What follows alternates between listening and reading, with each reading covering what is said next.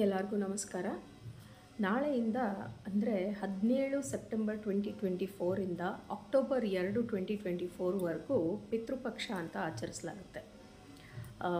October 2ರಂದು Mahalaya. ಪಿತೃಪಕ್ಷ ಅಂದರೆ ಏನು? ಪಿತೃಪಕ್ಷದಲ್ಲಿ ಯಮನು ನಮ್ಮ ಪೂರ್ವಜರಿಗೆ ಅಂದರೆ 3 ತಲೆ ಪೂರ್ವಜರಿಗೆ ಬಂದು ನಮ್ಮನ್ನು ಕಾಂಟ್ಯಾಕ್ಟ್ ಮಾಡೋ ಥರ, ಕಾಂಟ್ಯಾಕ್ಟ್ ಅಂದರೆ ಟೆಲಿಫೋನು ಮೆಸೇಜು ಅಲ್ಲ, ಯಾವುದೋ ಒಂದು ಕನೆಕ್ಷನ್ನ ಬೆಳೆಸೋಕ್ಕೆ ಪ್ರಯತ್ನ ಪಡ್ತಾರೆ ಈ 15 ದಿನದಲ್ಲಿ ಅಂತ. ಇದು ಯಾವ 15 ದಿನ ಅಂದರೆ ಭಾದ್ರಪದ ಹುಣ್ಣಿಮೆಯಿಂದ ಹಿಡಿದು ಮಹಾಲಯ ಅಮಾವಾಸ್ಯೆವರೆಗೂ. ಸೊ ಹೀಗೆ ಕನೆಕ್ಟಿಂಗ್ಗೆ ಬಂದ ಪಿತೃಗಳು ಮಹಾಲಯ ಅಮಾವಾಸ್ಯೆ ಆದ ನಂತರ ಫಸ್ಟ್ ದಿನ ಆಫ್ ದಸರಾ ಅಂದರೆ ಘಟಸ್ಥಾಪನೆ ದಿನಕ್ಕೆ ವಾಪಸ್ ಹೋಗ್ತಾರೆ ಅಂತ ಪ್ರತೀತಿ. ಗರುಡ ಪುರಾಣದ ಆಚಾರಖಂಡದಲ್ಲಿ ಬರೆದಿರೋ ಥರ ಅಂದರೆ ಉಲ್ಲೇಖ ಆಗಿರೋ ಇದರಲ್ಲಿ ಬ್ರಹ್ಮದೇವರು ವ್ಯಾಸ ಮುನಿಗಳಿಗೆ ಹೇಳ್ತಾರೆ ಏನಂತ, ಒಂದು ಯಾವುದೇ ಮನುಷ್ಯನಿಗೆ ಜ್ಞಾನ ದೊರೆತರೆ ಅಥವಾ ಗಯಾದಲ್ಲಿ ಯಾವುದೇ ಮನುಷ್ಯ ಅವರ ಪೂರ್ವಜರಿಗೆ ಶ್ರಾದ್ದ ಮಾಡಿ ಪಿಂಡದಾನ ಮಾಡಿದ್ರೆ, ಕುರುಕ್ಷೇತ್ರದಲ್ಲಿ ಜೀವನ ಮಾಡಿದ್ರೆ, ಜೊತೆಗೆ ಗೋಶಾಲೆಯಲ್ಲಿ ತೀರ್ ಹೋದರೆ, ಇದು ಈ 4 ಅಥವಾ ಈ 4ರಲ್ಲಿ ಯಾವುದಾದ್ರೂ ಒಂದು ಮಾಡೋದ್ರಿಂದನೂ ಮನುಷ್ಯನಿಗೆ ಮುಕ್ತಿ ಸಿಗುತ್ತೆ ಅಂತ ಉಲ್ಲೇಖ ಆಗಿದೆ ಗರುಡ ಪುರಾಣದಲ್ಲಿ. ಸೊ ಪಿತೃಗಳು ನಮ್ಮಲ್ಲಿ ಬಂದರೆ, ಕನೆಕ್ಷನ್ಗೆ ಅಂತ ನಮ್ಮಲ್ಲಿ ಬಂದಾಗ ನಾವು ಮಾಡಬೇಕಾಗಿರೋದು ಏನು? ಯೂಶ್ವಲಿ ಈ ಪಕ್ಷಮಾಸದಲ್ಲಿ ಯೂಶ್ವಲಿ ಒಂದು ಹಿಟ್ಟಿನಿಂದ ದೀಪ ಮಾಡಿಬಿಟ್ಟು ಆ ದೀಪನ ಹೊಸ್ಲಿಂದ ಹೊರಗಡೆ ಇಡಬೇಕು. ನಿಮ್ಮ ಕಂಪೌಂಡ್ ಒಳಗಡೆ ಹೊಸ್ಲಿಂದ ಹೊರಗಡೆ ಇಡಬೇಕು ಅಂತ ನನಗೆ ಪರ್ಸ್ನಲಿ ಯಾರೋ ಗುರುಗಳು ಹೇಳಿದ್ದು. ಈ ಪಿತೃಪಕ್ಷದಲ್ಲಿ ಇನ್ನೊಂದು ಮಾಡ್ತಾರೆ, ಏನೋ ಅನ್ನದ ಉಂಡೆ ಮಾಡಿ ಅದ್ರ ಜೊತೆಗೆ ಅನ್ನದ ಉಂಡೆಯಲ್ಲಿ ಮೊಸರನ್ನ ಅಥವಾ ಬರೀ ಅನ್ನ ಜೊತೆಗೆ ಕರಿ ಎಳ್ಳು ಮಿಕ್ಸ್ ಮಾಡಿಕೊಂಡು ಉಂಡೆ ಮಾಡಿ ಬಾಳೆ ಎಲೆ ಮೇಲೆ ಹಾಕಿ ನೈವೇದ್ಯಕ್ಕೆ ಅಂತ ಇಡ್ತಾರೆ. ಅದು ಮನೆಯಿಂದ ಹೊರಗಡೆನೆ. ಈ ಇಟ್ಟಿರೋ ನೈವೇದ್ಯನೂ ಕಾಗೆಗಳು ಬಂದು ತಿನ್ಕೊಂಡು ಹೋಗ್ತವೆ ಅಂತ ನಾವು ತುಂಬ ಕಡೆ ದೇವಸ್ಥಾನದಲ್ಲಿ ಅಥವಾ ತುಂಬ ಕೆಲವ್ರ ಮನೆಯಲ್ಲಿ ನೋಡಿದ್ದೀವಿ. ಜೊತೆಗೆ ಕಾಗೆಗಳಿಗೆ ಊಟ ಹಾಕ್ತಿರೋದಲ್ದಿರ ನಾಯಿಗಳಿಗೆ, ಹಸುಗಳಿಗೆ ಊಟ ಹಾಕಬೇಕು ಈ ಪಿತೃಪಕ್ಷದಲ್ಲಿ ಅಂತ ಹೇಳ್ತಾರೆ. ಈ ಎಲ್ಲ ಪ್ರಾಣಿಗಳು ಪಿತೃಗಳ ಒಂದು ಕನೆಕ್ಟಿಂಗ್ ಫಾರ್ಮ್ ಅಂತ ಹೇಳ್ತಾರೆ. ಇನ್ನು ಕೆಲವ್ದು ಮಾಡಬೇಕಾಗಿರೋದೇನು ಅಂದರೆ ಬ್ರಹ್ಮಭೋಜನ ಮಾಡಿಸ್ತಾರೆ ಕೆಲವರು. ಇನ್ನು ಕೆಲವರು ಈ ವೃದ್ಧಾಶ್ರಮಗಳಲ್ಲೆಲ್ಲ ಹೋಗಿ ದಾನ ಮಾಡ್ತಾರೆ.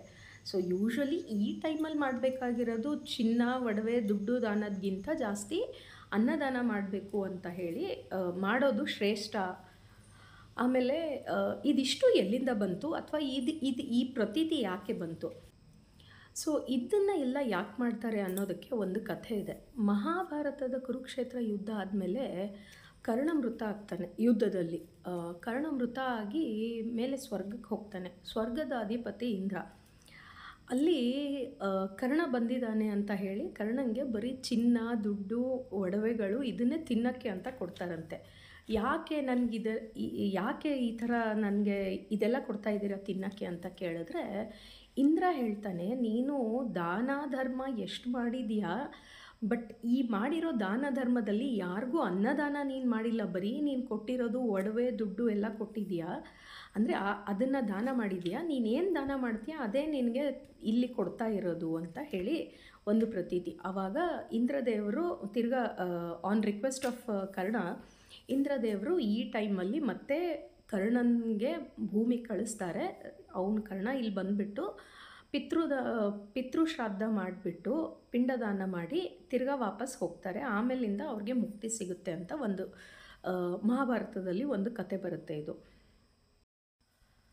ಕೆಲವರು ಬ್ರಾಹ್ಮಣರಿಗೆ ಕರೆಸಿ ಅಥವಾ ಪೂಜಾರಿಗಳನ್ನ ಕರೆಸಿ ಈ ಪಿತೃಶ್ರಾದ್ದ ಮಾಡಿಸ್ತಾರೆ ಅಥವಾ ಪಿಂಡದಾನ ಮಾಡ್ತಾರೆ. ಇನ್ನು ಕೆಲವು ಮನೆಗಳಲ್ಲಿ ಅವ್ರದ್ದೇ ಒಂದು ಫೋಟೋ ಇಟ್ಬಿಟ್ಟು ಅದಕ್ಕೆ ನೈವೇದ್ಯ ಬಟ್ಟೆ ಎಲ್ಲ ತೊಡಿಸ್ಬಿಟ್ಟು ಅಥವಾ ಬಟ್ಟೆ ಇಟ್ಟು ನೈವೇದ್ಯ ಮಾಡಿ ಅವ್ರಿಗೆ ಏನು ಇಷ್ಟ ಇರುತ್ತೆ ಅದನ್ನೆಲ್ಲ ನೈವೇದ್ಯಕ್ಕೆ ಅಂತ ಮಾಡ್ತಾರೆ.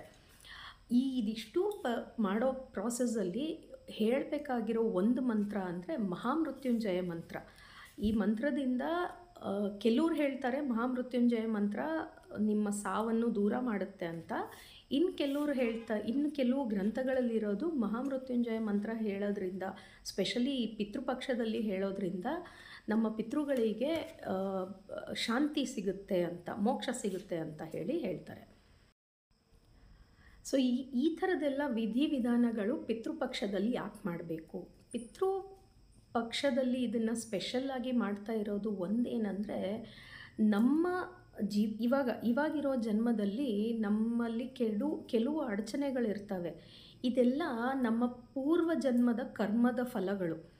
ಎಷ್ಟೋ ಜನ ಕಷ್ಟಪಡ್ತಿರ್ತಾರೆ ಪ್ರಮೋಷನ್ಗೆ, ಅಥವಾ ಎಷ್ಟೋ ಜನ ಮನೆ ಕಟ್ಟಬೇಕು ಅಂತ ಇರ್ತಾರೆ, ಮನೆಯೂ ಕಟ್ಟಿರ್ತಾರೆ, ಮನಸ್ಸಿಗೆ ಶಾಂತಿ ಸಿಕ್ಕಲ್ಲ, ಮನೇಲಿ ಕಲಹಗಳು ಜಾಸ್ತಿ ಇರ್ತವೆ. ಇದೆಲ್ಲದಕ್ಕೂ ಎಲ್ಲೋ ಒಂದು ಕಡೆ ನಮ್ಮ ಪಿತೃಗಳ ಆಶೀರ್ವಾದ ಕಡಿಮೆ ಇದೆ ಅನ್ನೋದು ಒಂದು ಪ್ರತೀತಿ.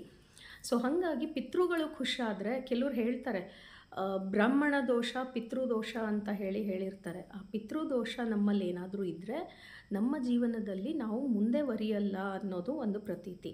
ಸೊ ಈ ಪಿತೃಪಕ್ಷದಲ್ಲಿ ಈ ಥರ ಪೂಜೆಗಳೆಲ್ಲ ಮಾಡೋದ್ರಿಂದ ಪಿತೃಗಳಿಗೆ ಶಾಂತಿ ಸಿಗುತ್ತೆ ಅಥವಾ ಮೋಕ್ಷ ಸಿಗುತ್ತೆ, ಅವರು ನಮಗೆ ಬ್ಲೆಸ್ ಮಾಡ್ತಾರೆ ಅಂತ ಪ್ರತೀತಿ ಇದೆ. ಪಿತೃಪಕ್ಷದಲ್ಲಿ ಪಿತೃಗಳ ಪೂಜೆ ಮಾಡೋದು, ಅವ್ರಿಗೆ ಶ್ರಾದ್ದ ಮಾಡೋದು, ಅವ್ರಿಗೆ ಪಿಂಡದಾನ ಮಾಡೋದು, ಇದೆಲ್ಲ ಅವ್ರಿಗೆ ಒಂದು ಗ್ರ್ಯಾಟಿಟ್ಯೂಡ್ ಹೇಳೋಕ್ಕೆ ಮಾತ್ರ. ಸೊ ಎಲ್ಲರೂ ನಿಮ್ಮ ಮನೆಗಳಲ್ಲಿ ನಿಮ್ಮ ಪೂರ್ವಜರನ್ನು ನೆನೆಸ್ಕೊಂಡು ಅವ್ರಿಗೋಸ್ಕರ ಒಂದು ಪೂಜೆ ಮಾಡ್ಕೊಳ್ಳಿ. ಪೂಜೆ ಮಾಡೋದ್ರಿಂದ ನಿಮಗೆ ತುಂಬ ಉಪಯೋಗ ಆಗುತ್ತೆ ಅಂತ ಹೇಳಿ, ನಿಮಗೆ ಈ ವಿಡಿಯೋದ ಬಗ್ಗೆ ಇನ್ನೇನಾದರೂ ಮಾಹಿತಿ ಬೇಕಾದಲ್ಲಿ ದಯವಿಟ್ಟು ಕಮೆಂಟ್ ಬಾಕ್ಸಲ್ಲಿ ಹಾಕಿ. Thank you.